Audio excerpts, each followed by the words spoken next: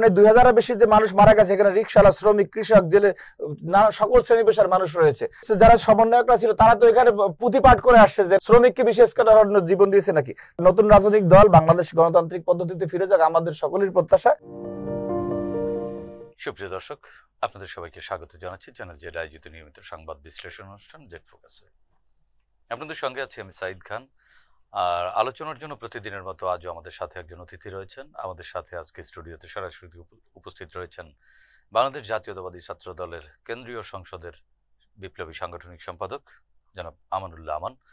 আমানুল্লাহ আমান, আপনাকে স্বাগত জানাচ্ছি। ধন্যবাদ আপনাকে। দর্শক, আপনারা জানেন জেড ফোকাসে আমরা প্রতিদিনই দিনের গুরুত্বপূর্ণ সংবাদগুলো বিশ্লেষণ করে থাকি এবং আলোচকের মুখ থেকে বিশ্লেষণ শুনি। আজও আমাদের হাতে বেশ কয়েকটি গুরুত্বপূর্ণ খবর রয়েছে। আমানুল্লাহ আমান একজন ছাত্র নেতা এবং দর্শক আপনারা জানেন আজকে গত রাত থেকে আজ সারাদিন ঢাকা বিশ্ববিদ্যালয়ের অধিভুক্ত 7 কলেজের শিক্ষার্থীদের নানান দাবিতে আন্দোলন চলছিল এবং এই মুহূর্তে কিন্তু আন্দোলন দৃশ্যমান আন্দোলন না থাকলেও এক ধরনের চাপা উত্তেজনা বিরাজ করছে। বিশেষ করে Dhaka college, Eden college, Badrunnesa college, Titumir college, Bangla college সহ এই অধিভুক্ত 7 কলেজের শিক্ষার্থীরা আলটিমেটাম দিয়ে রেখেছে তারা ঢাকা বিশ্ববিদ্যালয় প্রশাসনের প্রতি, এবং ঢাকা বিশ্ববিদ্যালয় প্রশাসনও কিন্তু এই আন্দোলন নিয়ে জরুরি বৈঠকে বসেছেন এবং সেখান থেকে বেশ কিছু সিদ্ধান্তও এসেছে। আমানুল্লাহ আমান, আপনি প্রথমত একটি ছাত্র সংগঠনের শীর্ষ নেতৃত্বে রয়েছেন এবং আপনি ঢাকা বিশ্ববিদ্যালয়ের একজন শিক্ষার্থী। তো গত রাত থেকে যে আন্দোলন, হঠাৎ করে এই আন্দোলন কি হঠাৎ আসলো, না এর দীর্ঘদিনের কোনো দাবি ছিল এই 7 কলেজের অধিভুক্ত শিক্ষার্থীদের? এই শিক্ষার্থীদের দাবি কি একেবারেই অযৌক্তিক, না? ধন্যবাদ আপনাকে। আমি আপনার প্রশ্নটি বুঝেছি। বিষয় হচ্ছে, আমি কোনোভাবেই মনে করছি না যে এই গতকালকে যে সংঘর্ষটি হয়েছে এটি ইন্টেনশনাল না, এটা আমার কাছে মনে হচ্ছে না। আমার কাছে মনে হচ্ছে সম্পূর্ণ ইন্টেনশনালি এই বিষয়টিকে জটিল জায়গায় নিয়ে যাওয়া হয়েছে এবং সাধারণ শিক্ষার্থীদের যে আমরা দেখেছি যে আমরা যখন স্কুলে ছিলাম, কলেজে ছিলাম, এখনো যে আপনার যদি আপনার নিজের কলেজের সাথে অন্য কলেজের কারোর সাথে যদি একটু হালকা দ্বন্দ্ব হয়, একটু কথা কাটাকাটি হয়, সেখান থেকে ঘটনা অনেক বড় পর্যায়ে চলে যায়। মানে এটা নিজের কলেজের প্রতি, নিজের শিক্ষা প্রতিষ্ঠানের প্রতি একটা আবেগ থাকে, যেমন এটা এলাকা ভিত্তিক ওই রকমের দ্বন্দ্ব আমরা হরহামেশাই বাংলাদেশে দেখে থাকি। তো এই বিষয়টিকে একটা ইন্টেনশনালি একটা জায়গায় নিয়ে গিয়ে সেখান থেকে যে স্প্রিড আউট করার যে অপচেষ্টা, এটা আমাদের কাছে মনে হচ্ছে যে ঘটনাটি সম্পূর্ণ ইন্টেনশনালি করা হয়েছে। আপনি গতকালকের ঘটনার পরে আমি নিজেও মামুন স্যারের সাথে কথা বলেছি। তিনি ঢাকা বিশ্ববিদ্যালয়ের প্রভিসি, ওনার ওই জায়গায় যখন 7 কলেজের শিক্ষার্থীরা গিয়েছে সেখানে সংখ্যাটা 100-র বেশি ছিল। স্যার বলেছে যে তোমরা কয়েকজন প্রতিনিধি হিসেবে কথা বলো। তো সেটাকে একটা মব সৃষ্টি করে তার রুমের মধ্যে ঢুকে তারপরে স্যারকে যে বিব্রত করার অপচেষ্টা করা হয়েছে এবং স্যার বলেছেন যে তোমরা এই ধরনের পরিস্থিতি তৈরি করলে আমি কথা বলবো না। এখন 7 কলেজের শিক্ষার্থীদের যে দাবি, সেই দাবির যৌক্তিকতা রয়েছে, কিন্তু আপনি একজন বিশ্ববিদ্যালয়ের শিক্ষকের সাথে কথা বলার যে অ্যাপ্রোচটা এবং ঢাকা বিশ্ববিদ্যালয়ের প্রভিসি ওনার সাথে কথা বলার, এবং এটা স্কুল প্রাথমিক বিদ্যালয়ের শিক্ষক হলো তার সাথে কথা বলার তো একটা ধরন আছে। সেই জায়গাটাতে যারা মূল দাবিটা করতেছিল পাশ থেকে, ওই যে শব্দ চয়নটা আমি প্রথমে আপনাকে বললাম যে কিছু ছেলে যারা ইন্টেনশনালি একটু উচ্চবাচ্য করেছে যাতে স্যার বিব্রত হয়, এবং তারপরেই ওই যে ঢাকা কলেজ এবং ঢাকা বিশ্ববিদ্যালয়ের মধ্যে একটা ওই যে বললাম যে নিজের শিক্ষা প্রতিষ্ঠানে একটা ইমোশন সৃষ্টি করা, যে না ঢাকা কলেজের শিক্ষার্থীদেরকে বা ইডেনের শিক্ষার্থীদেরকে বিশ্ববিদ্যালয়ের কর্তৃপক্ষ এই কথা বলেছে, যার কারণে সবাই তো অ্যাকচুয়াল ঘটনাটা বিশ্লেষণ করতে যায় না, চিন্তা করে যে না আমার ঢাকা কলেজে, হ্যাঁ ওইটাই বললাম যে ঢাকা কলেজের সাথে হয়েছে, তাহলে ঢাকা কলেজের সবাই নেমে পড়লো। এবং তৎপরবর্তী সময়ে একটা সময় গিয়ে দেখবেন যে আপনি 5ই আগস্ট পরবর্তী সময়ে যে ঢিলটা ছাত্র দলের উপরে ফেলার যে একটা অপচেষ্টা, সেই কাজটা গতকালকে রাত্রে করেছে এবং যারা এই প্ল্যানিং এর সাথে জড়িত ছিল তারা মনে করেছে যে কোনো একটা পর্যায়ে গিয়ে ছাত্রদল এখানে ক্রেডিট নেওয়ার জন্য হলো, ছাত্রদলের শীর্ষ নেতৃবৃন্দ আসবে অথবা থামানোর জন্য হলো আসবে। তো তারা দেখেছে যে আমরা অত্যন্ত বুদ্ধিমত্তার সাথে এবং যাতে সংঘর্ষটা ব্যাপকতর না হয় সেটা আমরা সূক্ষ্ম, সুচর এবং কৌশলী ভাবে আমরা চেষ্টা করেছি যে না যাতে। আমানুল্লাহ আমান, আপনার বক্তব্যের মানে আলোচনার একটি জায়গায় আপনি বললেন যে এক ধরনের পেছন থেকে প্যাট্রোনাইজের বা পেছন থেকে পৃষ্ঠপোষকতা রয়েছে, সেই পেছনে কারা রয়েছে বলে আপনারাও তো একেবারে ক্যাম্পাসে এখনো পর্যন্ত ছাত্রত্ব রয়েছে, ক্যাম্পাসে এটা খুবই স্পষ্ট যে আপনি 5ই আগস্ট পরবর্তী সময় একটি ছাত্র সংগঠন যারা আগে যাদের অনেক অসংখ্য নেতাকর্মী ছাত্রলীগের সাথে জড়িত ছিল, ছাত্রলীগের পোস্টেড ছিল, ছাত্রলীগের রাজনীতি করেছে, তাদের ছত্রছায়া ছিল, কিন্তু 5ই আগস্ট পরবর্তী সময় আমরা তাদেরকে দেখেছি অনেক ক্যাম্পাসে ইসলামী ছাত্র শিবিরের নেতা হিসেবে আবির্ভূত হচ্ছে। তার সেই আগের যে ফেসবুক পোস্টগুলি ছিল, তাদের ছাত্রলীগের সাথে সখ্যতা ছিল, সেগুলি অনেকে মুছে ফেলেছে, অনেকে মুছে ফেলতে ভুলে গেছে। কিন্তু এখন আপনি তো শিবিরের উপরে দায় চাপাচ্ছেন। আমি শেষ করে দিন, দায় চাপানো না, it has been very clear যে গতকালকে ঘটনা এবং আগের ঘটনাগুলিতে এই দিন শেষে তাদের এক ধরনের যে আলবটর বাহিনী আছে, যারা ফেসবুকে বিভিন্ন সময় ছাত্রদলকে নিয়ে পড়ে থাকে, কারণ তাদের 82 বছর ইতিহাসে জামায়াত ইসলামী কোনোদিনও এই ভূখণ্ডে কোনো ভালো কোনো রেজাল্ট বই আনতে পারে না। যে কয়টা সিট যে কয়বার পেয়েছিল সেটা বিএনপির কাঁধে ভর করে, কিন্তু এই প্রথমবারের মতো এই 5ই আগস্ট পরবর্তী সময় তাদের মধ্যে একটা আকাঙ্ক্ষার জন্ম নিয়েছে। জাতীয় রাজনীতির সাথে কি 7 কলেজের আন্দোলনের অবশ্যই জাতীয় রাজনীতির সাথে কেন 7 কলেজ কেন, যদি বেদেদের আন্দোলন হয় সেখানে জাতীয় রাজনীতি সম্পৃক্ত থাকতে পারে, জেলেদের আন্দোলন সম্পৃক্ত থাকতে পারে। আপনি দেখতে হবে যে এখানে মূলত আপনি তো নিজেই বললেন যে এই আন্দোলনের একটা যৌক্তিকতা রয়েছে। যৌক্তিকতা রয়েছে, আমি তো সাথে সাথে ওইটাই বললাম যে ওই সেন্টিমেন্টটাকে আপনি একটা ঘটনাকে ডাইভার্ট করতে তো সময় লাগে না। আপনি দেখেন যে 5ই আগস্টের যে অভ্যুত্থানটা হলো, এখানে এই কর্মসূচি ছিল কি নিয়ে, দাবি ছিল কি যে কোটা বহাল থাকবে না বা কোটা সংস্কার, সেখান থেকে মানে ফ্যাসিজমের পতন হয়ে গেল। তাহলে আপনি কিভাবে এটাকে বিচ্ছিন্ন ঘটনা দেখতে পাচ্ছেন? এই ঘটনাটা দেখেন যে তীরটা কোন দিকে যাচ্ছে। মামুন আহমেদ স্যার উনি আমাদের দেশে তো সে শিক্ষক বলেন, অন্য যে কোনো পেশাজীবী বলেন, কেউ কোনো না কোনো ভাবে কোনো রাজনৈতিক দলের সাথে সম্পৃক্ত থাকে, সেটা যে পেশারই হোক না কেন।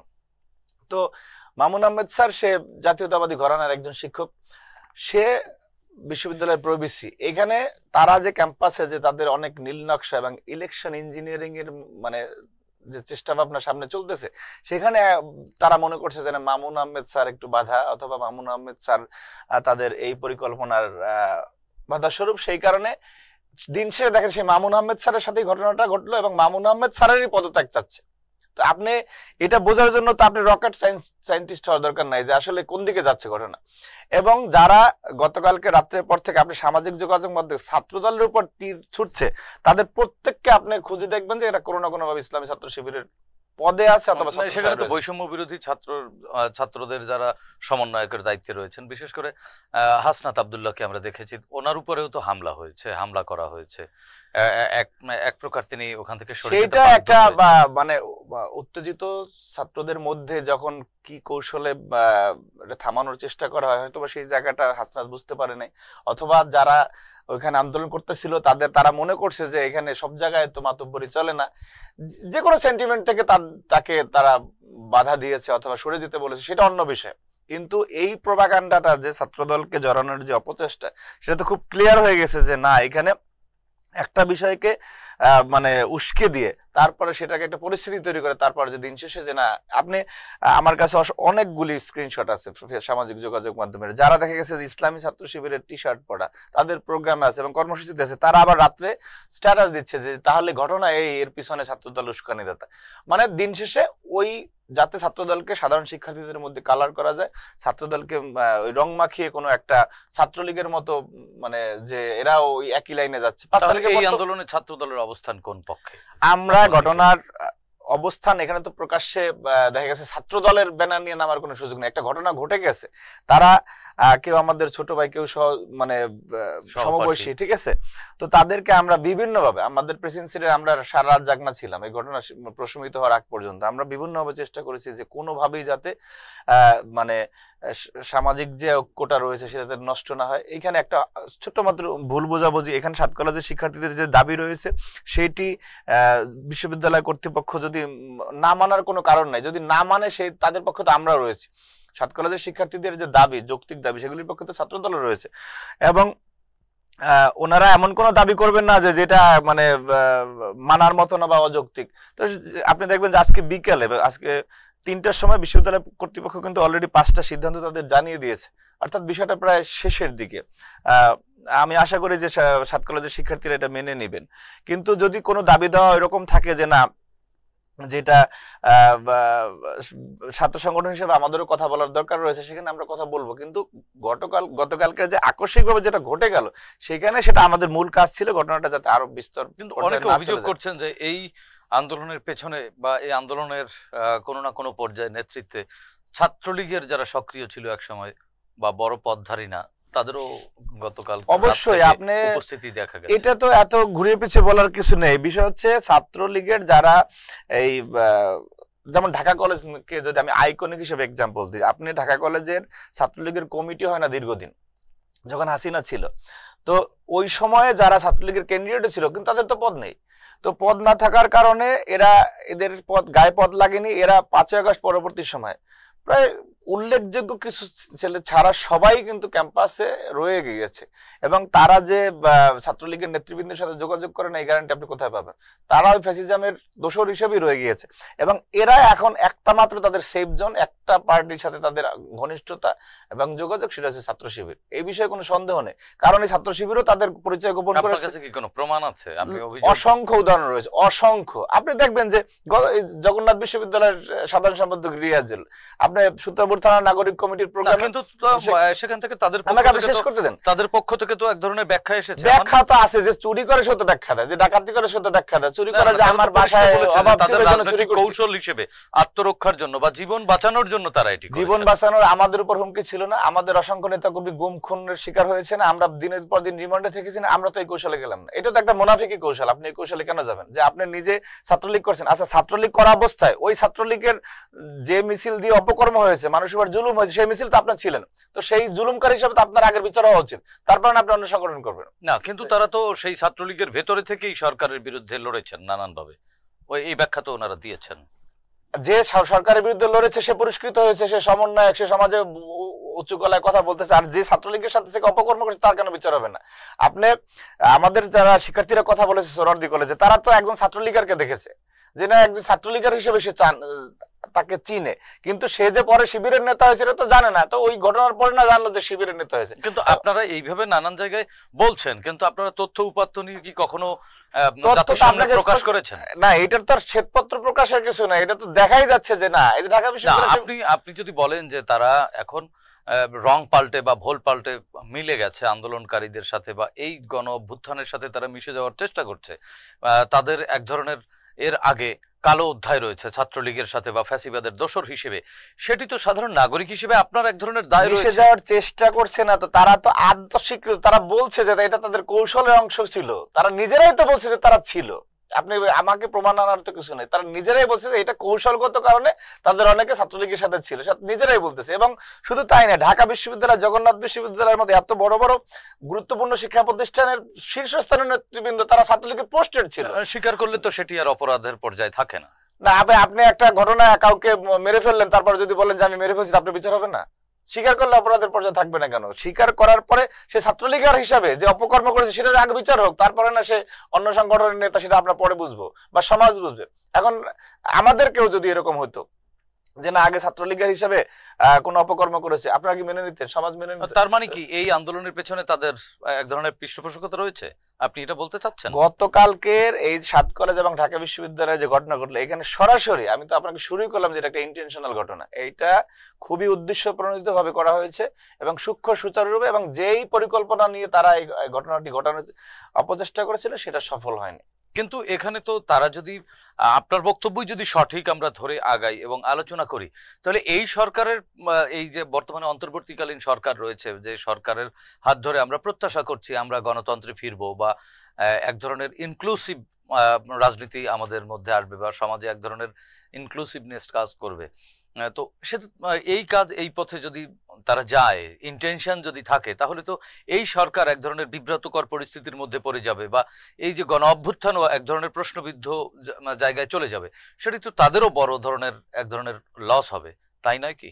না, আপনি যে ইনক্লুসিভ সোসাইটির কথা বললেন, তারা তো এক্সক্লুসিভলি তাদের ক্ষমতা আনার জন্য যে ওই যে 82 বছরের কোনো কিছু হয় না, আজকে একটা সুযোগ পাইছে, তারা তো ওই এক্সক্লুসিভ ওয়েতে আগাচ্ছে যে মানে কোন তাদের একটাই টার্গেট, জাতীয় পর্যায়ে বিএনপি এবং ছাত্র রাজনীতিতে ছাত্রদল, এদেরকে কলুষিত করে বা অপচেষ্টা করে আপনি অসংখ্য আইডি পাবেন যে যাদের কোনো ব্যক্তি সত্তা নেই, যাদের কোনো মালিক নেই, সবগুলো ভুয়া। এই আইডিগুলির মাধ্যমে সারাদিনই ছাত্র দলের বিরুদ্ধে অপপ্রচার চলে, যেটাকে ওই যে সামাজিক যোগাযোগ মাধ্যমে সাধারণ শিক্ষার্থীদের আলবটর বাহিনী বলে। তাদের যে আমরা 71-এর যে ভূমিকা জানি যে আলবদর বাহিনীর মাধ্যমে যে কি হয়েছিল, এই প্রজন্মে যারা একটা মানে ফ্যাসিবাদ বিরোধী বা গণতান্ত্রিক শক্তির বিরুদ্ধে যারা এই অপচেষ্টা করতেছে, অপপ্রচার চালাচ্ছে, তাদেরকে আলবটর বাহিনী বলে সামাজিক যোগাযোগ মাধ্যমে ছেলেপেলেরা লেখালেখি করে যে এই যে আলবটর বাহিনীর আরেকটা মানে। কিন্তু এইরকম যদি ছাত্রদল এবং ছাত্র শিবির মুখোমুখি দাঁড়িয়ে যায়, সেক্ষেত্রে আমাদের জাতীয় ঐক্যে এক ধরনের তো ফাটল হবে বা প্রশ্নবিদ্ধ তো হবেই। ঐক্য আমাদের সমাধানের পথ কি? এই যে উদ্ভূত পরিস্থিতিতে 7 কলেজ যদি ধরে নেই যে এখানে আপনার বক্তব্য অনুযায়ী এক ধরনের মবের চেষ্টা করা হয়েছে বা স্যাবোটাইজ করবার চেষ্টা করা হয়েছে বা অভিযোগের তীর একদিকে নিক্ষেপ করার পূর্ব ইন্টেনশন নিয়েই এটি হয়েছে, তাহলে সমাধানের পথ কি? আমরা কোন পথে আগাবো সামনের সময়টায়? সমাধানের পথ হচ্ছে আপনি যারা ক্ষমতা আসার জন্য যে কোনো পন্থা অবলম্বন করার জন্য প্রস্তুত রয়েছে, যে কোনো ভাবে, যে কোনো অপপ্রচার, তারপরে পিছনের দরজা দিয়ে যে ষড়যন্ত্র, সেই সব জায়গা থেকে এই শক্তিকে বের হয়ে আসতে হবে। পাশাপাশি আমরা হাসিনার মতো ফ্যাসিজমের বিরুদ্ধে যেখানে বুকচিতে লড়াই করতে পেরেছি, আমরা এই শক্তিকে কিছু মনে করি না। কিন্তু ওই যে 5ই আগস্ট পরবর্তী সময়ে যে আমাদের নেতা জনাব তারেক রহমান, উনি বলেছেন যে অন্তর্বর্তী সরকারকে ব্যর্থ হতে দেওয়া যাবে না এবং বাংলাদেশের স্বার্থে আমরা ঐক্যকে ধরে রাখার চেষ্টা করছি। এবং এই সমস্ত ঘটনাগুলিতে যে প্রকার যে প্রতিবাদ করা উচিত, সেই প্রতিবাদের জায়গায় কিন্তু আমরা যাচ্ছি না। আমরা বারবার বলে মানে তাদেরকে স্মরণ করিয়ে দেওয়ার চেষ্টা করতেছি যে না, এই মাধ্যমে আগালে, এই চেষ্টায় অপচেষ্টা করলে সফল হওয়া যাবে না। সুতরাং ছাত্রদল, আপনি দেখেন যে 5ই আগস্ট পরবর্তী সময় এই যে অপপ্রচার, এবং গতকালকে আমি একটা জায়গায় বললাম যে ওই যে যার টেবিলে ঘুষ যায় না, সে যদি বলে যে আমি ঘুষ খাই না, এটা তো মানে একটা কি বলে অনর্থক কথা। বিষয় হচ্ছে যে শিবির যেসব জায়গাগুলিতে একটু অপেক্ষাকৃত তাদের জনবল বেশি আছে, দেখবেন সেই জায়গায় তাদের স্বরূপ উন্মোচিত হয়ে যাচ্ছে যে তারা কতটা ফ্যাসিস্ট, ঠিক আছে। আর যেখানে দুর্বল সেখানে তারা কথা বলতেছে না, সেখানে সাম্য মানবিক মর্যাদার কথা বলতেছে। আমি আপনার কথা শেষ করতেছি যে চট্টগ্রাম কলেজের ঘটনা দেখলাম না 5ই আগস্ট পরবর্তী সময়, প্রথম 7ই আগস্ট যেটা বাংলাদেশে ঘটলো, এরপরে চট্টগ্রাম মেডিকেল কলেজে, রাজশাহীতে, অর্থাৎ এই যে মুষ্টিমেয় জায়গা তারা মানে অপেক্ষাকৃত তাদের অন্য জায়গার থেকে শক্তিশালী, সেই সব জায়গাগুলিতে আমাদের নেতাকর্মীদেরকে বের করে দেওয়া, গায়ে হাত দেওয়া, হোস্টেলে না থাকতে দেওয়া। কিন্তু বাংলাদেশের কোন জায়গায় কি ছাত্রদল তো ম্যাক্সিমাম জায়গায় সংখ্যাগরিষ্ঠ, এবং আমরা আল্লাহর মতো অপেক্ষাকৃত ওদের থেকে অনেক বেশি আমাদের লোকবল। আমরা তো কোথাও শিবিরের কাউকে, আমাদের কোন ছেলে একটা ধাক্কা দিয়ে এই ধরনের উদাহরণ বাংলাদেশে দেখাতে পারবে না। সুতরাং ঐক্য ধরে রাখার জন্য বড় সংগঠন হিসেবে আমরাই তো যথেষ্ট রকম আন্তরিক এবং স্যাক্রিফাইস করে যাচ্ছি। তাদের প্রতি আহ্বান থাকবে যে এই ধরনের অপচেষ্টা থেকে বের হয়ে আপনারা যেগুলি আপনাদের নেতৃবৃন্দ বিভিন্ন সভা সমাবেশে বলে থাকে যে জুলাই স্পিরিটের কথা, সেটা যদি সত্যিকার অর্থে ঈমান আকীদার সাথে ধারণ করে থাকেন, তাহলে এই সব অপচেষ্টা থেকে বের হয়ে বৃহত্তর স্বার্থে যে ঐক্য রাখা দরকার, সেদিকে আপনারা মনোনিবেশ করুন। এখানে আরেকটি কথা, যে আপনি বললেন যে এই সাধারণ শিক্ষার্থীরা, 7 কলেজের যে শিক্ষার্থীরা, তাদের যৌক্তিক এই দাবিতে আপনাদের দুইটি ছাত্র সংগঠনের যদি এরকম একে অন্যকে দোষারোপের মধ্য দিয়ে এক ধরনের বিতর্কের জন্ম দেয়, তাহলে তো এই যে যারা যৌক্তিক দাবি নিয়ে মাঠে আছে, তাদের এই দাবি তো কোন দিকে যাবে? আসলে আপনি একটা ভালো পয়েন্ট বলেছেন। বিষয় হচ্ছে যৌক্তিক দাবি নিয়ে তারা মাঠে আছে, আমরা তো শিক্ষার্থীদের যৌক্তিক দাবির সাথে সম্পূর্ণ একমত। কিন্তু আপনার গায়ে যদি কেউ, আপনি একটা ভালো ড্রেস পরে একটা অফিসিয়াল কাজে আসতেছেন, আপনার গায়ে যদি কেউ ঢিল মারে বা কাদা ছুঁড়ে, আপনি কথা বলবেন না যে ভাই এটা তো আপনার অন্যায়? তো সেই বিষয়টাই তো আমরা বলতেছি যে এই যে অপচেষ্টা, এটা তো উদ্দেশ্য প্রণোদিত করা হচ্ছে, এটা শিক্ষার্থীদের বোঝার দরকার আছে। এই কারণে আপনার বিভিন্ন জায়গায় আমরা কথা বলতেছি, শিক্ষার্থীদের জানার দরকার আছে যে ঘটনা কিরকম হলো। আপনি আপনার একজন শিক্ষকের সাথে কথা বলবেন, আপনি তো ছাত্র, শিক্ষকের সাথে কথা বলতেছেন, সেইটা নিয়ে তো রাস্তায় পিকেটিং এর জায়গায় যাওয়ার কোনো কারণই নাই। শিক্ষক তো একটা ধমক দেওয়ার অধিকার রাখেন, সে তো পিতৃতুল্য। কিন্তু শিক্ষক বললো যে আপনারা কয়েকজন আসেন, সবার সাথে কথা না বলি, সেই কারণে ঘটনাটা রাস্তা পর্যন্ত চলে গেল, পিকেটিং হলে। এখানে তো কোনো দুই পক্ষের কিছু হয় না, ছাত্র শিক্ষক পিতা পুত্রের কথা হয়েছে। সেই জায়গাটিকে কারা তেল মানে ঘি ঢেলে তারপর কোন জায়গায় নিয়ে গেছে, এটা তো বোঝা যাচ্ছে, সেটা শিক্ষার্থীদের জানার দরকার আছে। তো সেই কারণে কলেজের এই যে আন্দোলনরত শিক্ষার্থীরা, যাদের দাবিটি যৌক্তিক, আপনি নিজেও বলছেন, তাহলে তাদের দাবি দেওয়া তো হ্যাঁ অলরেডি তো আপনি না চাপা পড়ে যায় নাই তো। আপনি আজকের বিকাল 3টার সময় বিশ্ববিদ্যালয়ের উপাচার্য professor doctor Niaz Ahmed Khan sir ওনার নেতৃত্বে যে সভা হয়েছে সেখানে জরুরি বেশ কিছু সিদ্ধান্ত গ্রহণ করা হয়েছে যে 5টি, সেখানে আমার মনে হয় যে সমাধান অনেকাংশে এখানে সবকিছু আমরাও প্রত্যাশা রাখি যে এটি সমাধান হয়ে যাবে। আমানুল্লাহ আমরা অনুষ্ঠানের শেষ দিকে আপনার কাছে শেষ প্রশ্ন আমাদের, সেটি হচ্ছে যে গত কয়েকদিন ধরে এই যে 5 আগস্ট বা জুলাই গণ অভ্যুত্থানে যে সাধারণ ছাত্ররা নেতৃত্ব দিয়েছে, সেখানে জনগণও কাঁধে কাঁধ মিলিয়ে আন্দোলনে সামিল হয়েছিল, সবগুলো রাজনৈতিক দল কিন্তু ঐক্যবদ্ধ ছিল এই আন্দোলনে। সেই শিক্ষার্থীদের একটি অংশ না, যে বৈষম্য বিরোধী ছাত্র আন্দোলনের যারা যে সমন্বয়করা রয়েছেন এবং জাতীয় নাগরিক কমিটি নামে আরো একটি কমিটি ফর্ম করেছেন, তারা একটি রাজনৈতিক দল গঠন করে আগামী জাতীয় নির্বাচনে প্রতিদ্বন্দ্বিতা করবেন এবং বাংলাদেশের রাজনীতিতে তারা প্রবেশ করতে চান। একজন ছাত্র নেতা হিসেবে আপনি কি মনে করেন এই ছাত্রদের রাজনীতিতে আসাটা কতটা যৌক্তিক বা আদৌ আসা উচিত? আপনি খুব গুরুত্বপূর্ণ একটা কথা বলেছেন। ওনাদের রাজনৈতিক দল গঠন করা এবং অপরাপর অন্য কেউ যদি রাজনৈতিক দল গঠন করতে চায়, এবং আমাদের নেতা এবং আমরা সবাই সানন্দে সেটাকে স্বাগত জানাচ্ছি। কিন্তু একটি কথা রয়েছে, আপনি রাজনৈতিক দল গঠন করবেন, এই গঠন করার আগে নিজে আলোচনায় থাকার জন্য যে সমস্ত শব্দ চয়ন জাতীয় নেতৃবৃন্দ এবং দীর্ঘদিন যারা ফ্যাসিবাদের বিরুদ্ধে প্রবল সংগ্রাম করেছে এবং যাদের অনেক ত্যাগ রয়েছে বাংলাদেশের জন্য এবং খুনি হাসিনার বিদায় নিশ্চিত করার জন্য, তাদের ত্যাগকে উপেক্ষা করে, তাদেরকে ছোট করে যে সমস্ত শব্দ চয়ন এই সমন্বয়করা ইদানিং করে যাচ্ছে, সেটা বাংলাদেশের সাধারণ মানুষ ব্যথিত হচ্ছে এবং বাংলাদেশের স্বার্থে যারা দীর্ঘদিন ত্যাগ করেছে, কষ্ট করেছে, শ্রম দিয়েছে, তারাও ব্যথিত হচ্ছে এবং রাজনৈতিক একজন কর্মী হিসেবে আমরাও ব্যথিত হচ্ছি। তারা যেমন মাসুদ নামের একজন সমন্বয়ক, সে বললো যে 28 অক্টোবর আপনারা মঞ্চ ছেড়ে আব্দুল হান্নান মাসুদ যে পালিয়ে গিয়েছিলেন। জনাব হান্নান মাসুদকে আমি বলতে চাই, যদি সে এবং অন্যান্য যারা সমন্বয়ক আছে তাদেরকে 28 অক্টোবরে সহ বিএনপি তাদের যে হাসিনা বিরোধী আন্দোলনগুলিতে এমন একটা পর্যায়ে পৌঁছে গিয়েছিল যেখানে একটা রাজনৈতিক দলের জন্য ওর পরে আর কিছু করার থাকে না, তাহলে একটা সিভিল ওয়ারের দিকে যাওয়া লাগে অথবা দেশে গৃহযুদ্ধ লেগে যায়। বাংলাদেশের স্বার্থে আমরা সেই ধরনের আন্দোলনে যাইনি। আপনার 28 অক্টোবর যদি আমরা প্রবল লড়াই ওইখানে শেষ পর্যন্ত করতাম, তাহলে শতাধিক মানুষ মারা যেত বা তার চেয়ে বেশি মানুষ মারা যেত। তাদের জন্য কথা বলার জন্য এই টকশোতে কোনো খসখাসানি হতো না, তাদের জন্য কোনো লয়ার দাঁড়াতো না, তাদের জন্য কোনো মানবাধিকার কর্মী কথা বলতো না। এবং সেই ধরনের ফ্যাসিজম আমরা দীর্ঘদিনে ফেস করেছি বলে আমরা এই কথাগুলি বলছি যে আমাদের কেউ কথা বলার আমাদের ছিল না। কিন্তু শেষ পর্যন্ত এই ছাত্ররাও তো 2000 বেশি মারা গেল। আপনাকে শেষ করে শুধু ছাত্ররা মারা যায় না তো, আপনি ভুল বলতেছেন। শুধু ছাত্ররা মারা গেছে মানে আপনি সাধারণ জনগণ না, আমি বলতেছি এই যে শহীদ ওয়াসিম, এই যে বৈষম্য আন্দোলনের দ্বিতীয় শহীদ, সেই চট্টগ্রামের প্রথম শহীদ, সেই ওয়াসিম ছাত্র দলের কর্মী হিসাবে সেই 28 অক্টোবরও ছিল ওইখানে। সেই ওয়াসিম যদি 28 অক্টোবর মারা যেত, ওয়াসিমকে শহীদ বলেও কেউ কথা বলতো না। সুতরাং ওই ধরনের একটা পরিস্থিতি আমরা তৈরি করেছি একটা রাজনৈতিক দল হিসেবে, যতটুকু এফোর্ট দেওয়া যায়। হ্যাঁ, একটা এই গণঅভ্যুত্থানের বিষয় রয়েছে একটা ফোরার মতো, যে আপনার ভিতরে অনেক প্রয়োজন হয়েছে, মুখটা মনে করেন যে ছোট রয়েছে, এটা সরিয়ে দেওয়ার কোনো বিষয়। সেই মুখটা তৈরি হয়েছিল বৈষম্য বিরোধী আন্দোলনে। আজকে যারা বড় বড় কথা বলে, আমাদেরকে রিমান্ডের পর রিমান্ডে রাখার পরেও তো আমরা কোনোদিন দেশের বিরুদ্ধে কোনো কথা বলি নাই। আপনি তো 2 ঘন্টার ইন্টারোগেশনের মধ্যে আন্দোলন প্রত্যাহার করে আপনারা চলে আসছিলেন। সুতরাং যদি কেউ মনে করে যে না, শুধুমাত্র 36 দিনের আন্দোলনে এই খুনি হাসিনার পতন হয়েছে, এটা সর্বৈব একটা ভুল ধারণা। এই আন্দোলন বাংলাদেশের সকল শ্রেণী পেশার মানুষের, যারা যে ক্ষেত্রে নিপীড়িত ছিল এবং বাংলাদেশের মানুষ মনে করছিল যে এইটাই প্রকৃত সময়, সেটা অন্য একটা না, তারাও তো সরকারের চাপের মুখে নতি স্বীকার করেননি। কে করে নাই? আপনি যারা সমন্বয়করা ছিল তারা তো এখানে পুঁথিপাঠ করে আসছে যে না, আন্দোলন প্রত্যাহার করলাম। সেই সময় কত তারিখে করেছিল সেটা আপনার 18 তারিখে বা 21 তারিখে। তারপরে ওনারা যখন 3 দিন ওখানে ছিল তখন আন্দোলন কে চালিয়েছে? আপনি 2000-এর বেশি যে মানুষ মারা গেছে, এখানে রিকশাওয়ালা, শ্রমিক, কৃষক, জেলে সকল শ্রেণী পেশার মানুষ রয়েছে। তো সেই একজন রিকশাওয়ালা কি আপনার কোটা কি বলে ওটারে বিশেষ কারণে জীবন দিয়েছে নাকি? শ্রমিককে বিশেষ কারণে জীবন দিয়েছে নাকি?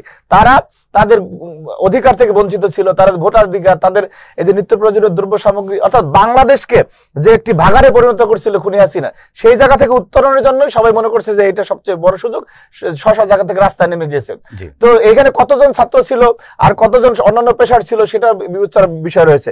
এবং এই আন্দোলনের আপনি এই কথাটা খুবই গুরুত্বপূর্ণ। যে আন্দোলনে সেই যাত্রাবাড়ি, মোহাম্মদপুর, মিরপুর, উত্তরা যে সবচেয়ে গুরুত্বপূর্ণ জায়গা ছিল, যেখানে শত শত প্রাণ জড়েছে, কোথাও কোনো সমন্বয় ছিল না। এই যে নাসিরউদ্দিন পাটোয়ারি, যাকে আমরা আমাদের টিএসসি তে ডারবি নাসির হিসেবে চিনে, কোনো ব্যাকগ্রাউন্ড নাই, বড় বড় নেতা নিয়ে কথা বলে। আরে ভাই তুমি কে যে বড় বড় যারা যে কটা মামলা খাইছে ওই কদিন ঢাকায় থাকো নাই, তুমি আজকে বড় বড় কথা বলতেছ? হ্যাঁ, এরা কথা বলতেছে কি জন্য?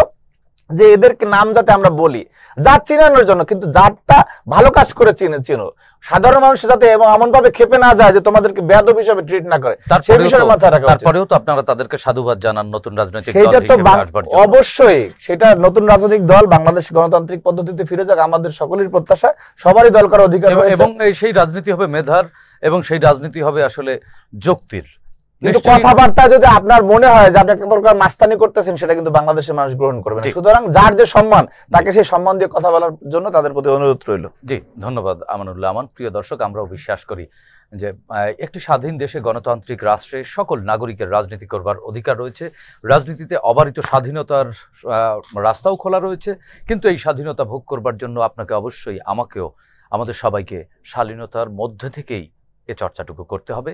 এবং আমরা বিশ্বাস করি এই স্বাধীনতা চর্চা এবং শালীনতা বজায় রেখে আগামীর যে ইনক্লুসিভ বাংলাদেশ হবে, সেই বাংলাদেশ হবে সবার। প্রিয় দর্শক, ভালো থাকবেন, সুস্থ থাকবেন, চ্যানেল জেডের সঙ্গেই থাকুন। খোদা হাফেজ।